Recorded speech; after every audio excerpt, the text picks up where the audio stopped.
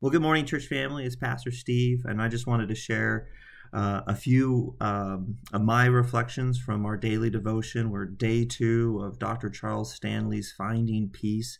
The verse comes from John 14:27, and it's this tremendous promise that Jesus gives his disciples, his followers, the night before he's betrayed, the night before or the night of his betrayal, the night of his arrest and everything that is to follow, is that he's saying that I give you my peace, I give it to you. The peace that I have, I give to you. And just what a wonderful promise that is.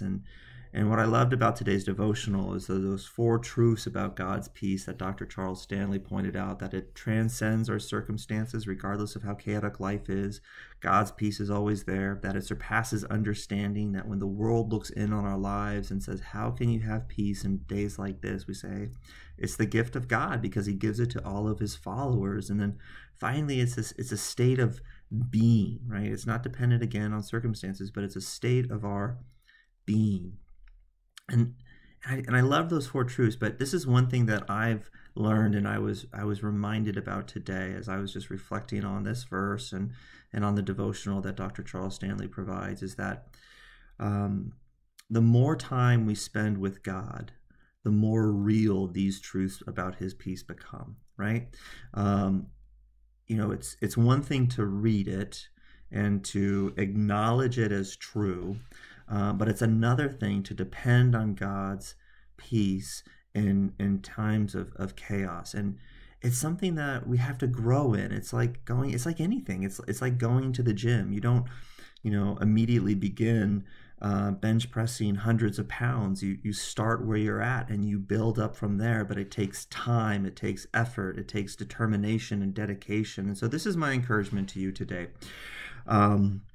Continue to press into God's peace. Continue to press into God's presence. Continue to press into prayer. Continue to press in to his word. And I can promise you this, that the outcome of that is going to be not just a greater mental awareness of God's peace, but you will experience that peace to a greater degree the longer and the harder you press into his presence. So that's where I want to leave it today. I just want to thank you guys for praying with me, for praying for me.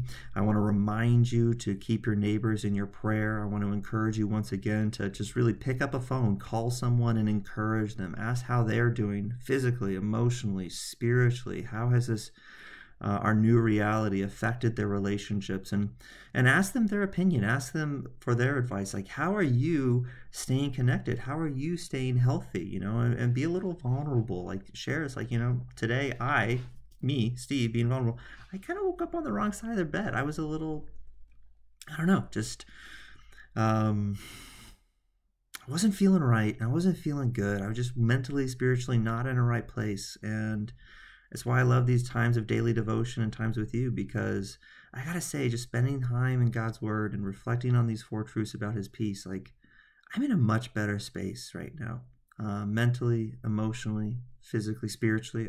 I feel so much better. So again, I just want to thank you for your prayers. I want to thank you for your time. Click on the link if you haven't already joined this devotional.